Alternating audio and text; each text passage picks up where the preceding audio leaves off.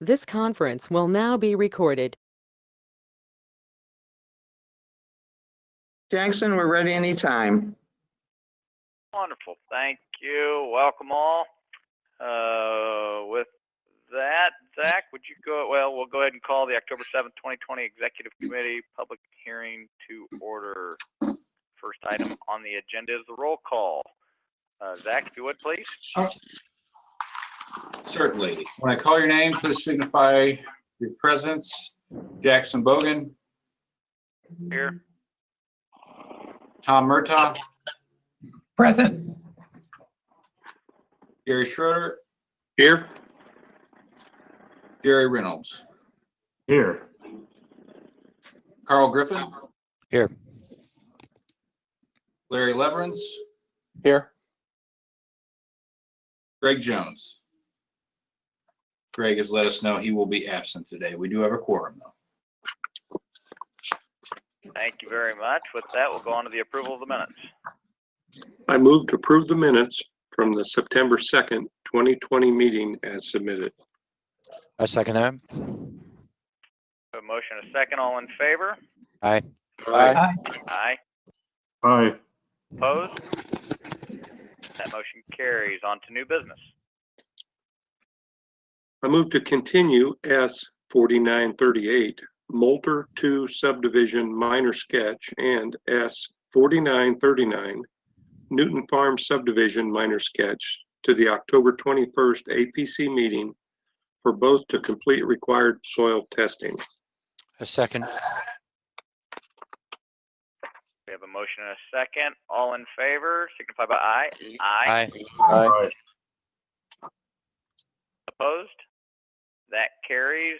We have no public hearing today, so we'll go on to the approval of the October APC public hearing agenda. I move that the following resolution be placed on the October 21st, 2020 Area Plan Commission public hearing agenda. Resolution 2020-05. Amendment to the Consolidated Creasy Central Economic Development Plan. A resolution determining that the amendment to the Consolidated Creasy Central Lafayette Economic Development Plan conforms to the comprehensive plan for Tippecanoe County, specifically adding the proposed Lafayette Police Station with parking garage to be built on the south side of Columbia Street between 6th and 7th Street. Second. We have a motion and a second. All in favor, signify by aye. Aye. Aye. Aye. All opposed? So moved. That carries. I move that the following bylaw amendments be placed on the October 21st, 2020 Area Plan Commission public hearing agenda. Resolution 2020-06, bylaw amendment to add the form-based overlay zoning comprehensive plan fee to the fee schedule, and Resolution 2020-07, bylaw amendments to amend legal ad forms. Second. We have a motion and a second. All in favor, signify by aye. Aye. Aye. Aye. All opposed? That motion carries. I move that the following unified zoning ordinance amendment be placed on the October 21st, 2020 Area Plan Commission public hearing agenda. That'd be UZO amendment number 98, Discovery Park District Overlay. Second. We have a motion and a second. All in favor, signify by saying aye. Aye. Aye. All opposed? That motion carries. I move that the following subdivision petitions be placed on the October 21st, 2020 Area Plan Commission public hearing agenda at petitioner's request. Placement thereon being without reference to compliance or non-compliance with the adopted subdivision ordinance. S 4942, Cumberland Crossing Subdivision Major Preliminary.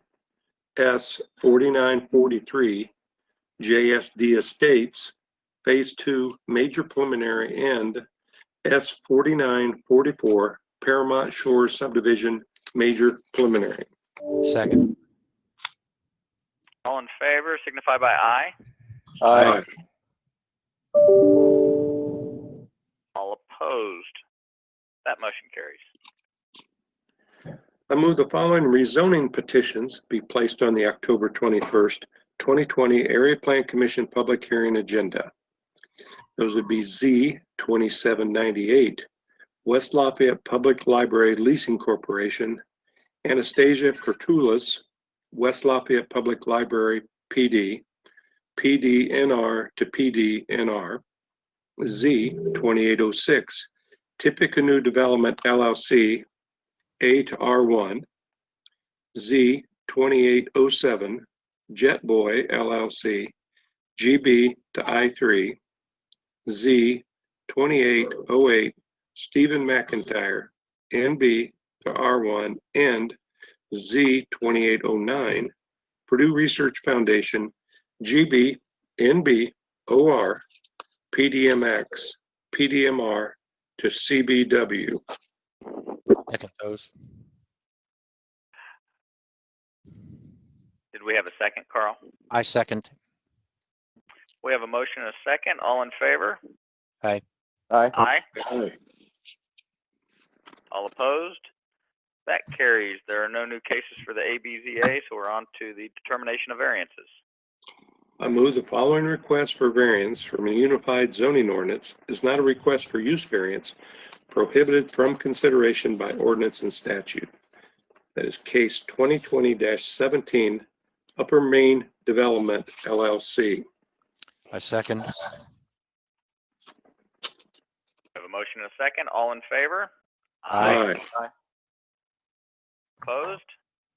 That carries. Review and approval of the September budget report. I move we approve the September budget report as submitted. I second. Sally?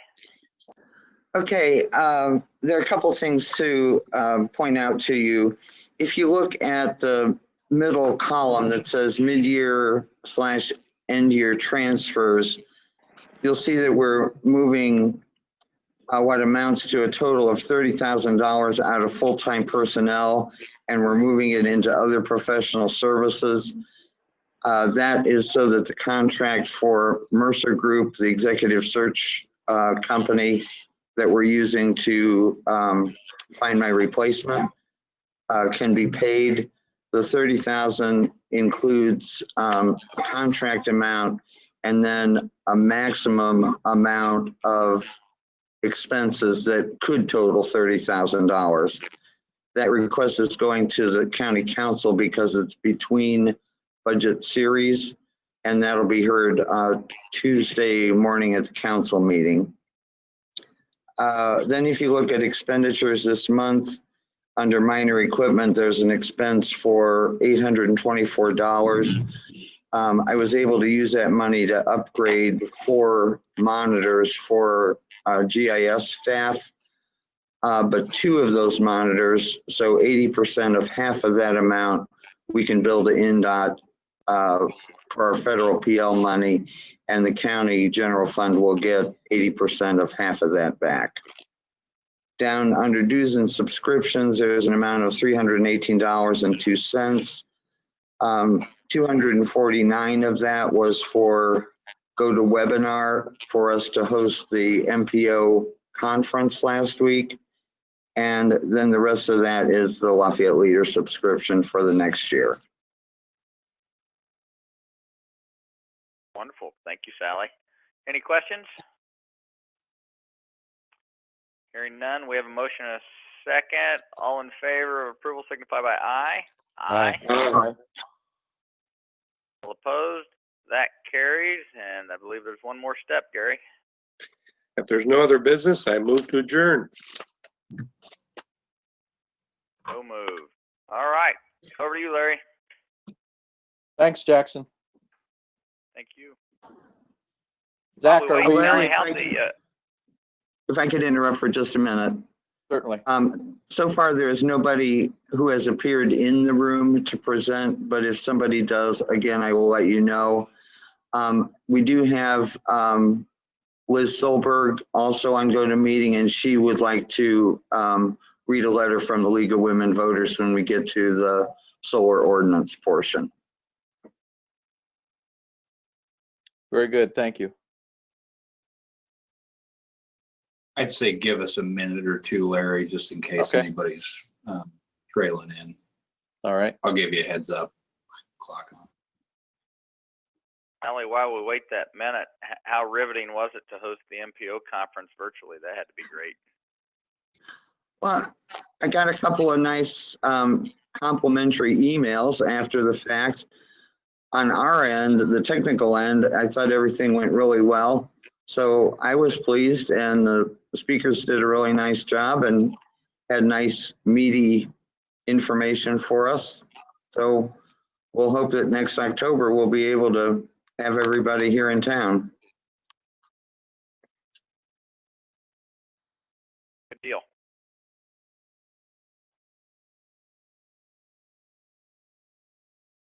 The hallway in the county building has now cleared out of voters. They ended the voting today at 4:30, which I think they will be doing every day. We thought perhaps anybody who might be coming for our meeting might be sort of caught up in that, but it doesn't appear so at the moment. And Larry, you should be good to start whenever you're ready. Okay. Let me get myself set up here. All right, I'll call the October 7th meeting of the Area Planning Commission Ordinance and Bylaw, Ordinance and Bylaw Committee to order. First, Zach, do you need to call another roll call? Yes, please. So when I call your name, please signify the presence. Jackson Bogan. Present. Tom Murtaugh.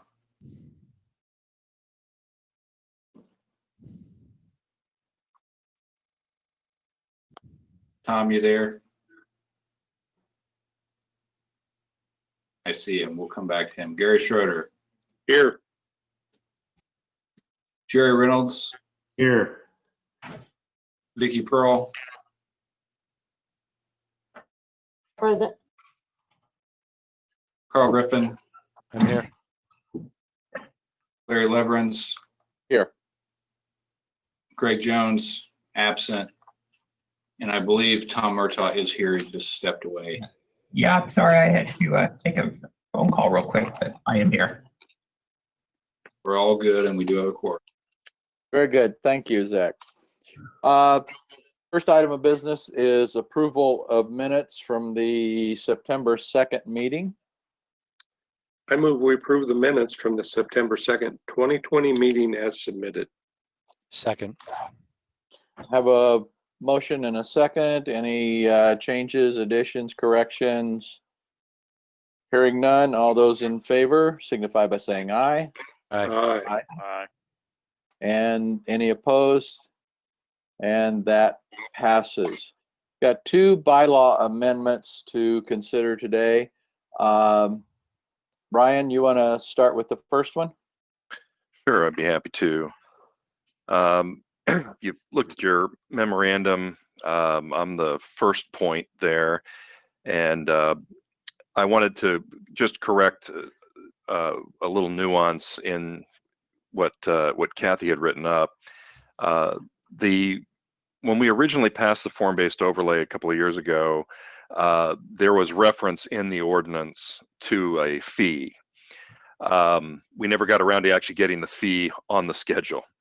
So this is sort of a cleanup work. All this work on the Discovery Park District and everything else is we've kind of reviewed, top to bottom, everything we've been doing with the changes of Chapter 7. And this popped up, the fact that we didn't actually get the fee on the schedule. So this little bit of cleanup work is to add that. Very briefly, the zoning compliance plan is what a developer submits to APC staff and the administrative officer to review. And it's essentially a way for staff to confirm that the requirements of the form-based overlay have been completed. And there's no negotiating, there's no, that's the plan development world. And so it's basically a staff certification, an APC staff certification that then is delivered to the AO prior to permitting. The AO is obviously the final arbiter, and so he can challenge our determination. We can hammer out any disagreements, whatever that happens to be. It really depends on the content of the form-based overlay specific to whatever neighborhood we're talking about. Now that we're creating a second one with Discovery Park, we wanted to make sure we added this element in there, because there's a fair amount of staff time involved in terms of poring over the ordinance specific to this whatever neighborhood we're dealing with, and making sure that all the requirements have been met, and getting back to the developer to make any changes and so forth, so that there's a complete package that's delivered to the AO prior to building permitting. So we wanted to have a fee in there to offset in some small way all of that staff time. So despite what it says in there, this isn't specifically tied to Discovery Park. It's tied to any form-based overlay. So it would happen with Centennial, Discovery Park. If we do one in West Lafayette's downtown, other neighborhoods, any future neighborhoods would then abide by this one flat fee. It's on the second page of that packet there. It shows the fee schedule, and then we just add this, it's a $500 base fee, which is very much in keeping with all of our other base fees, whether it be a conventional rezone or a BZA petition. We felt that kind of flat fee made it simple for everybody. So that's all I have to say about that. Be happy to answer any questions. Any questions for Ryan?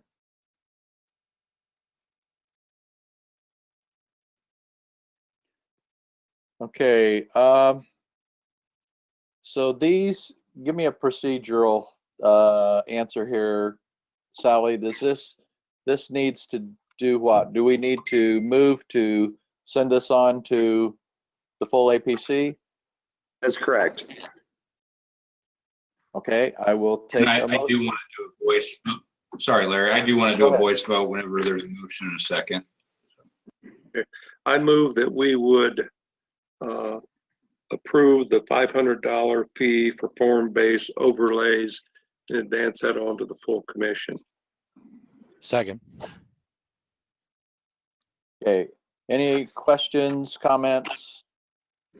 All right, Zach, you want to call the vote? Yes, when I call your name, please signify your vote with approve or deny. Gary Schroeder, Approve. Jackson Bogan, Approve. Vicky Pearl, Approve. Tom Murtaugh, Approve. Gary Reynolds, Approved. Carl Griffin, I approve that. Larry Leverance, Approve. Greg Jones is absent. So that goes with a recommendation of approval, 7 votes in favor. Okay, Kathy, you want to talk about changing the notice forms to the newspaper? Larry, Kathy's out sick, so Ryan can present this one as. Ryan will do it. Very good, thank you.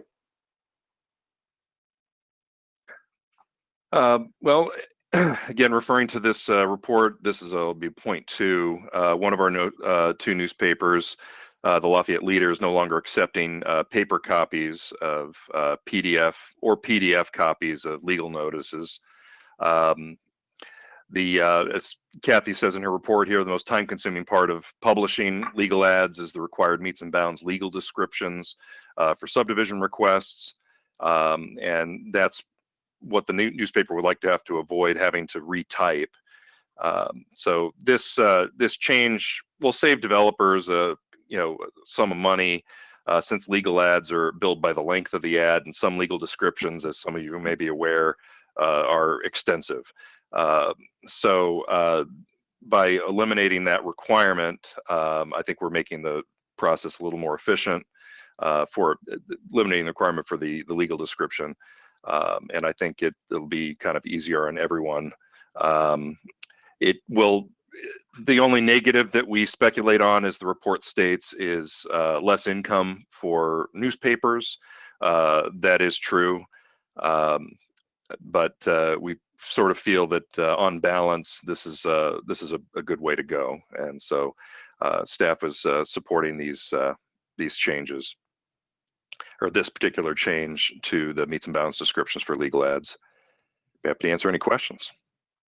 Okay, thank you, Ryan. Any questions for Ryan? Just a question about advertising. Did I understand we still have to advertise in 2 publications, the Journal Courier and the Leader? Just sometimes. Zach, correct me if I'm wrong, but I believe that's state code. Okay. We have explored that extensively, Gary. Yeah. That is the state of the law. Absent, there are some mechanisms for when a newspaper fails. The difficulty is usually that we don't know until the very last minute, and at that point it's too late to scramble and satisfy the safety valve provisions. But as we sit here, yes, that's state of law. It's certainly something that the legislature might take up at a later date, but this at least is going to save everybody some time and money. Okay, very good. Thank you. Anything else?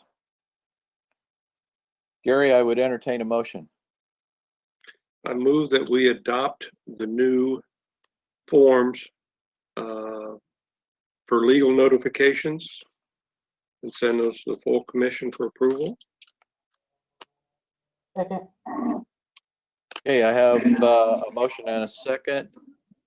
Any other discussion, questions? Hearing none. Zach, would you call the roll? All right, when I call your name, please signify your vote with approve or deny. Gary Schroeder, Approved.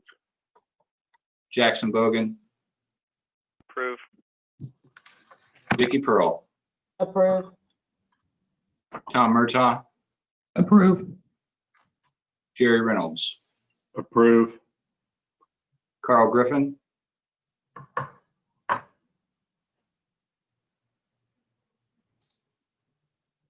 and Doctor, I missed you.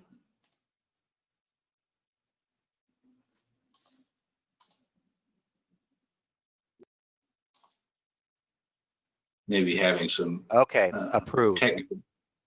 Did Thank you, you get sir. that one? Thank you.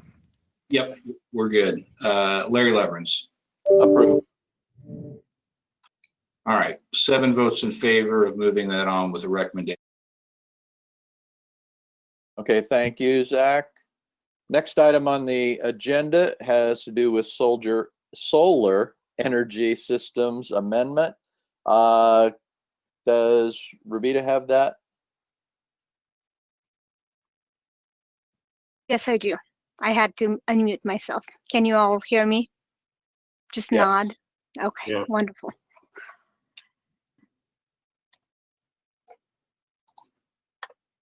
Good afternoon, everyone. I will begin with a brief overview of the process we use to design the solar ordinance, and then I will talk more about what is involved or what's included in the ordinance. So as we've talked about this before too, but I'll still go through it quickly to refresh everybody's memory.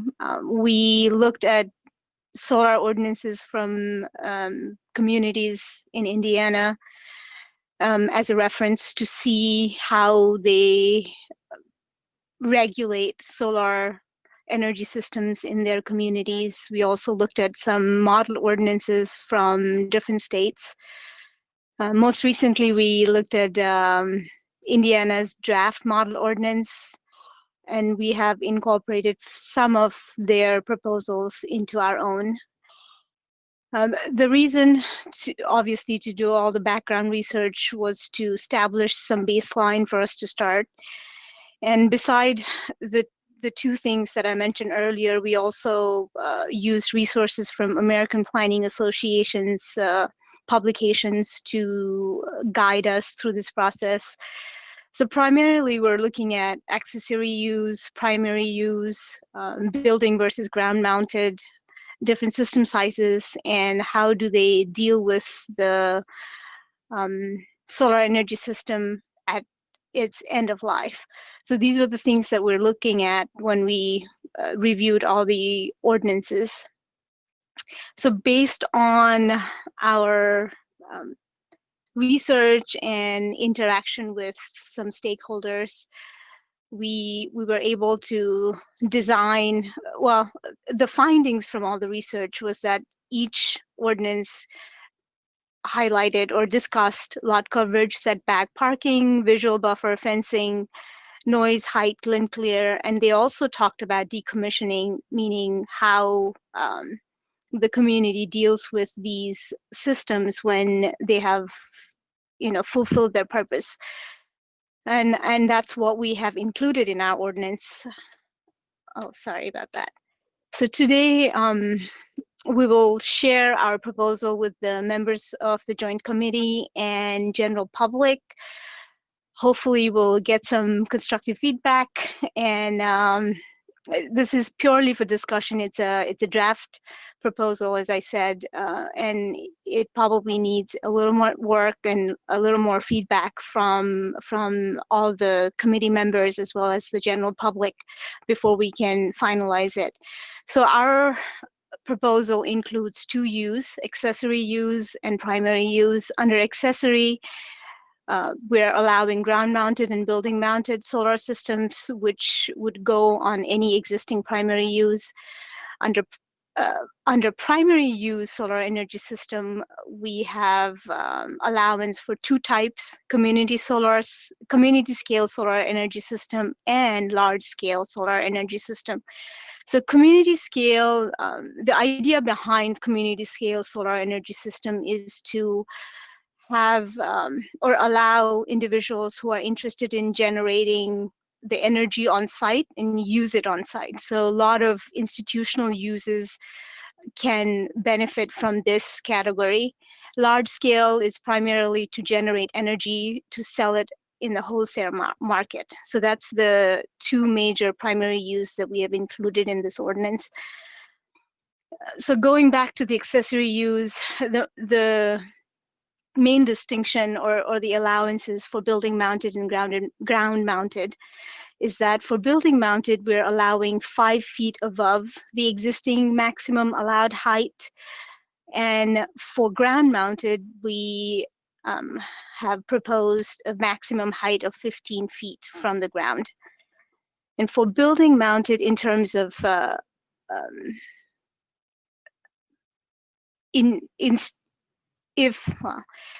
the idea behind the 3 feet beyond the front and rear of the building is that we would want homeowners who already have some restriction in terms of lot size benefit from this as well. So if we allow the solar systems to extend beyond the building 3 feet to the front and rear, they would have a lot more options in terms of availability and side setback for ground mounted would be same as any accessory structure, and lot coverage is not calculated for ground mounted.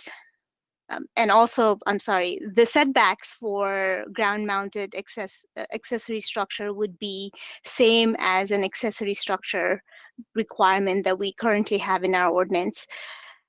Same as side setback for the building mounted. And lot coverage is ground mounted solar energy system will not be considered in lot coverage calculations. So going into primary use, we are proposing that community scale solar energy system would be permitted in all zones except floodplain by right. And for large scale solar energy systems, which would primarily be generating energy to sell it in a wholesale market, would be allowed by right in industrial zones and by special exception in office research and agricultural zones. So let me talk a little bit more about the distinction between community scale and large scale. So our vision is that community scale solar systems, because we are proposing that the community scale solar system can be ground mounted or building mounted, we are restricting it based on size of the property. So any property that is less than 10 acres for ground mounted would be categorized under community scale solar energy system. And for building mounted, there's no lot area restriction. And like I said earlier, these would be permitted in all zones except floodplain. For large-scale solar energy system, the distinction we make is that it would be allowed on property that's 10 acre or more. And we only allow ground mounted for large-scale solar energy systems. There won't be any building mounted for large scale. All right, so most of the standards for community scale and large scale solar energy systems are identical. However, there are a few distinctions which I will point out. So there we make a distinction between community scale and large scale when we look at setbacks. Because of the size and volume of large scale solar energy systems, we are requiring that it be 50 feet setback from all property lines. And the inverter part of the system, inverter part of the layout would be 200 feet when it abuts residential user zone. Whereas for community scale, remember it's only allowed for allowed in 10 acres of land or less. So we're requiring that they be 25 feet from all property lines, and the inverter portion of the layout needs to be 50 feet from abutting residential user zone. So another distinction that you'll see is that regarding pollinator-friendly seed mixes and native plants, that's something that we have required for large-scale solar energy systems, but for community scale, it's an optional provision. They can choose to use that if possible. If not, that's not a requirement. So regarding some of the other items, height would be controlled by the underlying zone. Buffer yard, we discussed this with the AOs, and we came to this agreement where it makes sense, especially in areas where there is somewhat existing buffering.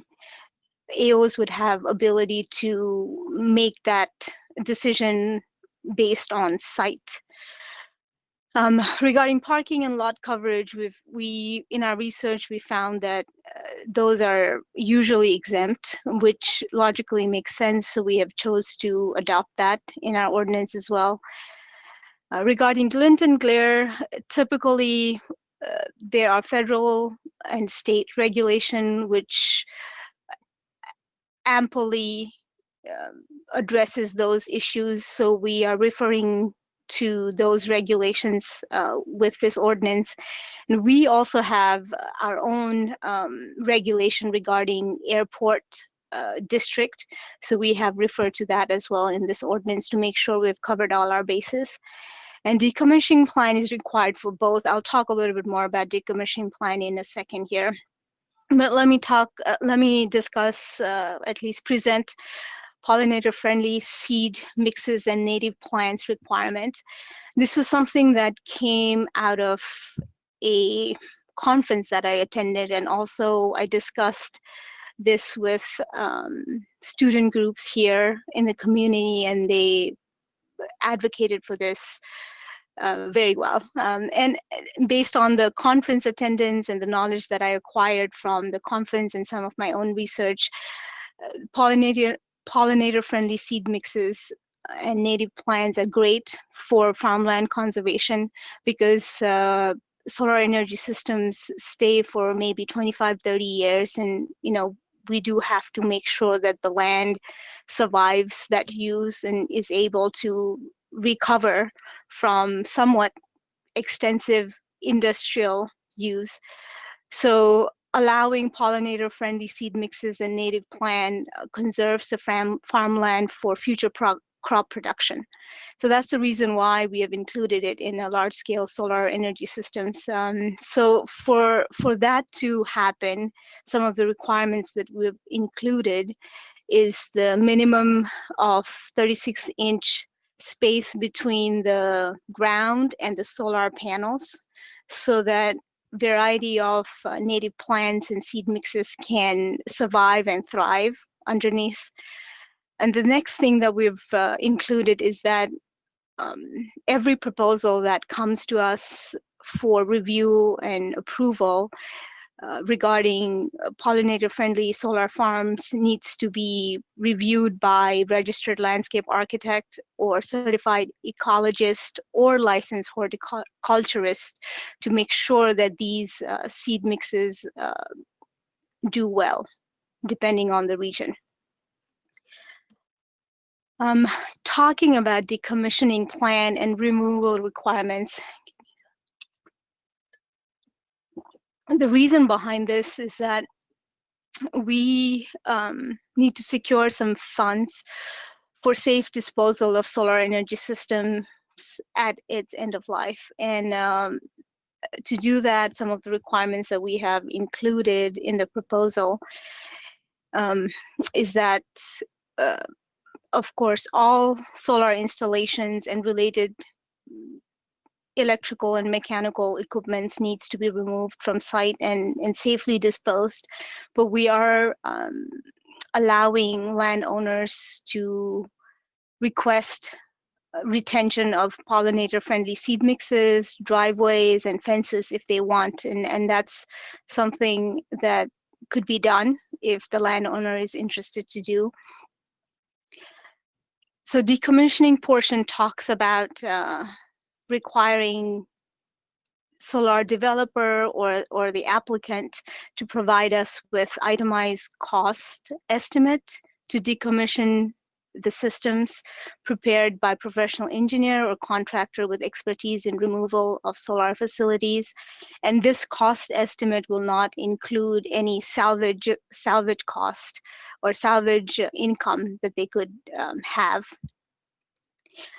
And the decommissioning cost estimate should also include some mechanism to calculate increased removal costs due to inflation.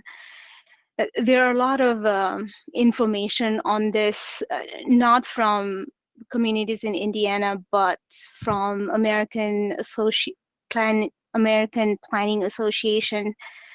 However, this is a topic that we probably would require a little assistance from the experts in the panel here or in the committee members. And we're also requiring that the cost estimate be reviewed every 5 years, and based on that, the updated surety bond be posted in every 5 years. So the proposed USO amendment will affect Chapter 1, word and terms defined, Chapter 3, which is primary use table, Chapter 4, Section 1, which deals with accessory use for both residential and non-residential use, and then Chapter 4, Section 5, which addresses height of accessory solar energy system. And then finally, Chapter 4, Section 11, which will have all the regulatory or the requirements specific to the primary use. So these are the proposals we have, and I will be happy to answer any questions you may have and note down all the suggestions. Okay, thank you, Rabita. Questions from the committee? Vicki, I have a question. Hi. And I know windmills are different, but it's just a question in generality with regards to our ordinances and things. If a company comes in and puts up windmills, do we have a plan in place for decommissioning and the expenses and the bonds that have to be out for a long period on those? Yes. Yes. Right. Yes, we do, Vicky. It's not as extensive as what I outlined today, but we do have something in place. And remember, wind ordinance was written perhaps 10 years ago, right, Sally? Yeah, at least a little Yeah. longer. And recollection is that most of the decommissioning activities for wind farms were actually in the county's ordinance, not in the zoning ordinance. Do you remember that, whether that's true, Tom? I think that is correct, yes. Yeah. But I couldn't remember when Revita was going through that as far as decommissioning. I couldn't remember if we required, a third-party analysis of what those decommissioning costs were going to be. Yes, we would. So the current ordinance requires the applicant to provide the itemized cost estimates prepared by a professional engineer or contractor. We don't have a provision where we then take that in and do a third-party review on our end. Is that what you're asking, Tom? No, not particularly. I just couldn't remember when we were talking about the wind energy. Oh. If we had a third. I don't remember either whether your ordinance required a third-party analysis of the cost or whether we just came up with a flat number per. Yeah. And that is kind of an important piece that we'll want to get hammered out as far as decommissioning, because obviously if these things are in place for 25 years, it's going to be important that we have the means to remove those and have enough funds in that there to do so. Yeah, I think we want to make sure that we don't end up with a situation that we faced but favorably resolved with some gravel pit reclamation that didn't get done until we got tough about it.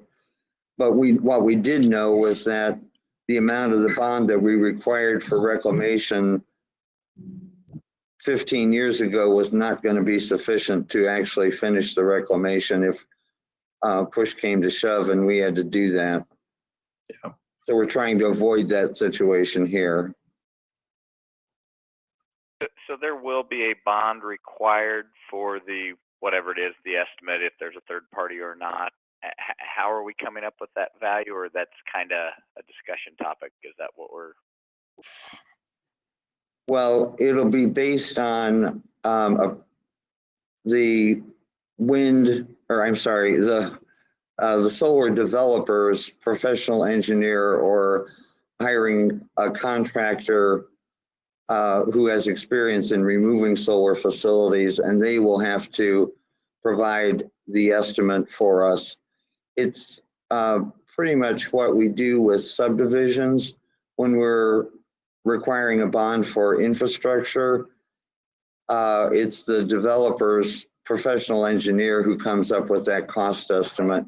So we used that model and tried to transfer it here to the solar ordinance for decommissioning. Great, thank you. And we would request they list Tippecanoe County or Board of Commissioners as the obligee. That's correct. That's correct. Okay, great, thanks. I should probably know one this, other but question. oh, sorry. Oh, mine's in regards to something totally different. So if somebody has another question on this topic. I just have a quick question on the surety bond, because I'm used to dealing with letters of credit, and I know you deal with the other. So do those expire annually, Jackson, or somebody that deals with those? I'm just wondering if they have to be renewed annually. How does the county keep track of that? Well, for a subdivision or a reclamation bond, it's written so that it stays in full force and effect until we have released it. Now, what we don't always have a clear handle on is is that developer making the annual premium payments? But I think we would be notified by the bonding company if they weren't getting the payment. So that's what we expect would happen in this case. A letter of credit is a little bit trickier because typically when they expire, they expire. So we are, it's much easier on the government end if we have bonds, or if we either bonds or some kind of cash deposit or a some other financial instrument deposited with the county. One of the concerns that comes up with a surety bond like this over a few, because we're talking about 20, 25, 30 years. And if we have someone that, let's just say, goes out of business, bankrupt, whatever the case might be, and they do not pay that bond in year 20, and now all of a sudden it expires, and that bond is no longer enforced, now we have no recourse to go back against it because they didn't pay the premium, so the bond cancels. I think we'd want to make sure, and I am not a bonding expert, but I think we'd want to make sure that if that is an option for that to happen, that we may want to see them to be able to have them fund the cost of the bond and sit in escrow for the premium payment for the duration of the project. Yeah, and Jackson, I think, and I'm, go ahead, I'm sorry, Tom. well, with the wind, in the wind ordinance, it stated that it had to be funded up front. So I think it was a 30-year term, and that it had to be paid for by the company up front. So we, the bond was paid for. Great. We'll take a closer look at that wind turbine decommissioning ordinance and try to, well, first let's assess if that's what everybody thinks is a good idea. And if it is, then we'll mimic that in this ordinance. Well, I think the question is if the money was collected up front, then but if I'm with Jackson, it's like if something goes out of business, we already have the money. So as long as we're collecting it up front. Well, I understood that we were collecting the premium, not the full amount of the bond. Correct, but the premium would then, I would think, be used then to pay for the policy, which would then, Correct. they would default on removing it, and so then we'd have a claim against the bonding company to remove the decommission plan. So we're either getting through a cash bond or some other financial instrument the full cost of the decommissioning, or they're going to use a surety bond, and what we are holding is the 30 years worth of premiums, and then we can pay the premium if that company, that solar developer goes default. Then we can pay the premium and then have the entire amount available to the county for decommissioning that way. Yeah, in theory, Sally, I believe that's the way it would work, but I'm not 100% certain on that. Okay. But in theory, yes, that's what I think everyone is, or people that have spoken up would like to see, a guarantee that this can be removed at some point in time. You used the number of 30 years. I would be curious as time goes on, and I think this will need to be something that is updated, because from the limited amount of information that I've been given on solar panels, they've already increased in production, if you will, and they will produce energy longer than they did before. So I'd have to imagine that will continue, that they'll develop more efficient, effective forms of it. And so as that time goes on, we probably need to amend it. But I don't know how we set it on a year. How long do you do that? we don't have a end date as we do for mining cases. Typically, when mining cases come in, we require them to tell us when they would stop mining and when they would start reclamation and when they would complete reclamation. But with this, we don't have that provision because we hope that this 5-year review would be able to address their address any concern about their long-term production and will have sufficient funds to manage any decommissioning if we need to. I think the key here is going to be the 5-year intervals and making sure the bond's good at least for 5 years. Arguably you could get a bond in perpetuity, but the problem then is, if construction costs go way up. So I think the 5-year review period protects us as best we can. In the event the company would go out of business, I think we have to have a mechanism to notify them, a year before. And then if we don't have any contact or we find out they've gone out of business, then we've still got time to call in the bond and make sure it doesn't fail. By the same token, if we're renewing the bond and they miss that deadline and we think we are unsecured, they're going to be in violation of the ordinance. They can get a nasty gram from the city attorney saying, you're in violation, your solar array needs to come down immediately until you get this bond up, and then that should trigger any scale of this size is going to be. So I think the review period's a great idea. I think all the concerns are very good ones, especially with projects of this scale. So we need to have both the USO mechanism to check it every 5 years and our own internal processes to make sure that bonds are filed, companies are still in business, can track these things during the life of the project.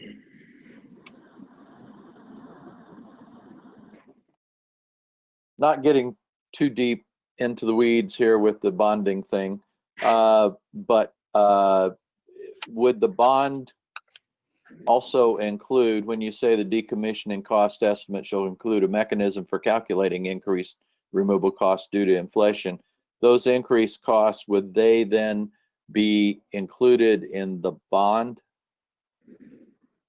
Yes, the bond amount would have to go up in those instances.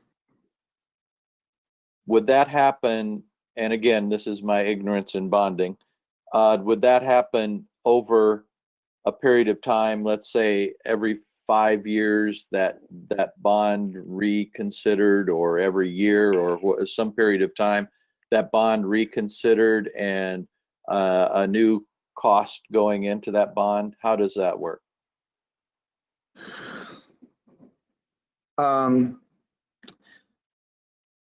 There are pretty standard resources for determining what inflation has been. My thought is we probably would use one of those nationally, or maybe refine it a little bit for our area based on somebody who knows how to calculate that stuff. And then we would take that, apply that percent against the total cost for decommissioning, and the new bond would have to be filed for the new amount based on inflation. Okay, thank you.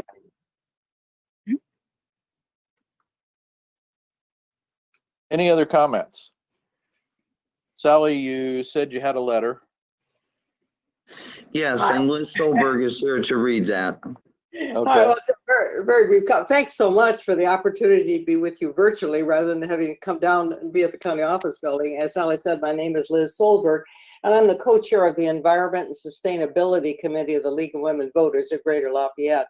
And our organization really strongly supports development of renewable resources. And so we want to commend the Area Plan Commission for developing this proposed ordinance. Thanks for being here for a very helpful, useful presentation there.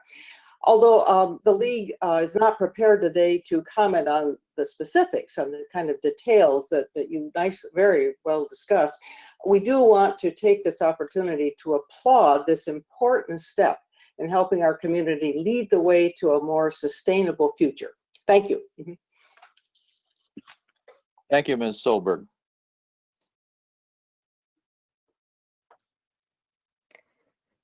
Any other comments from the committee? Do we need, or should we, Zach, take public comments, or if there are any on this? Yeah, sure. That's chair's prerogative. And I think staff wants you to take this home for a month, read Right. through it, come back with comments. That's our intent, and we'd like for you to, go through the details of the ordinance, having had this overview and introduction.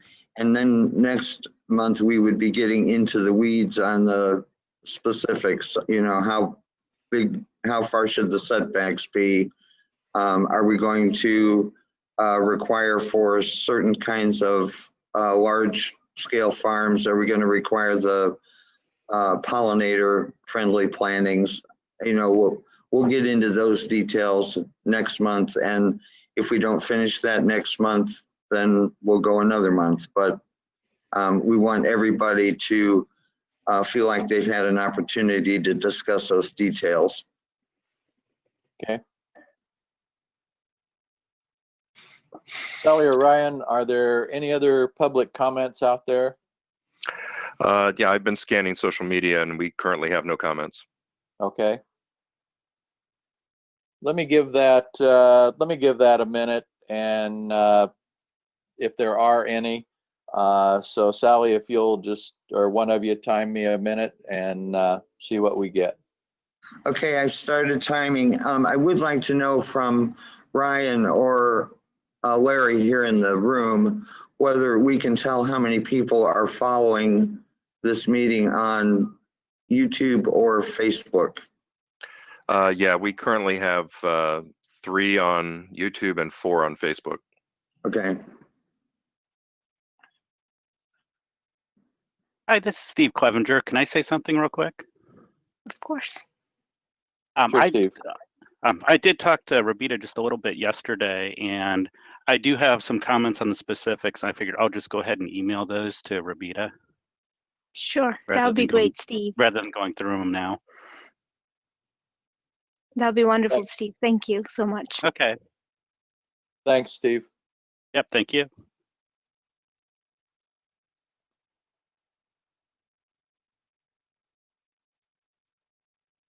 We are now at the end of another minute, and we should check and see if there's any written comments from YouTube or Facebook. Ryan? Still no comment on either platform.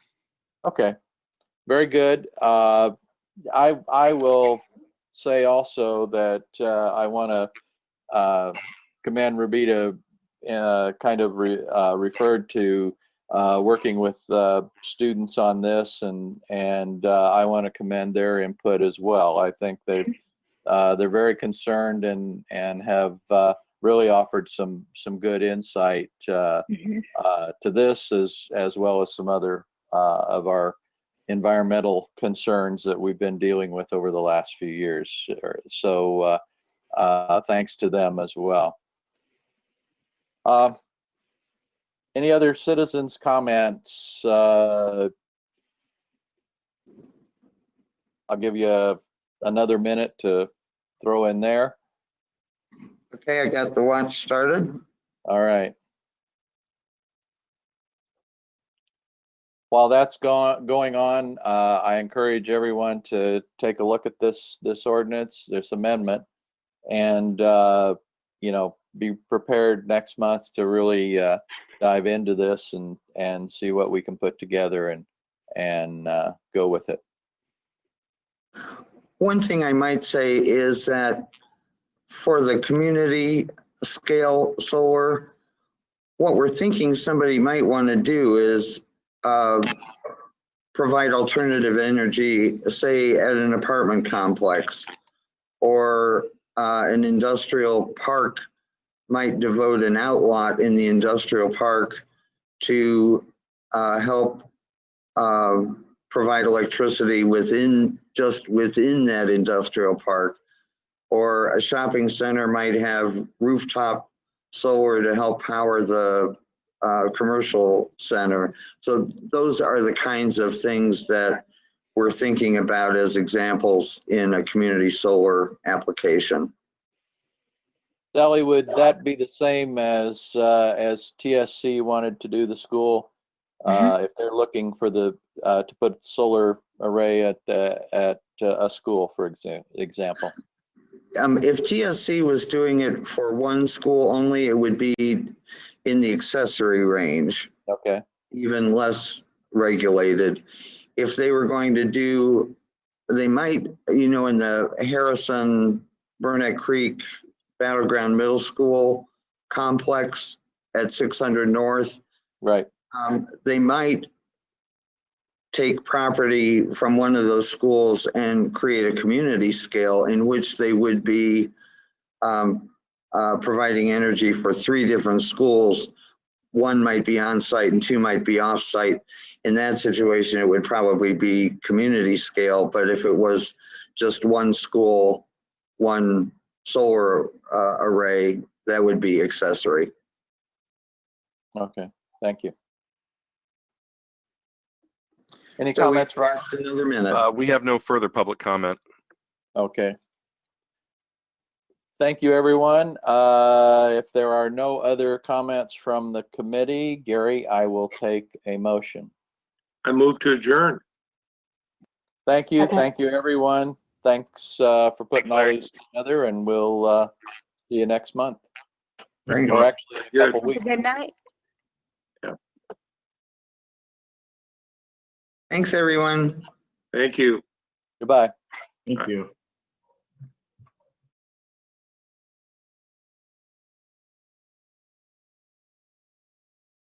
This conference is no longer being recorded.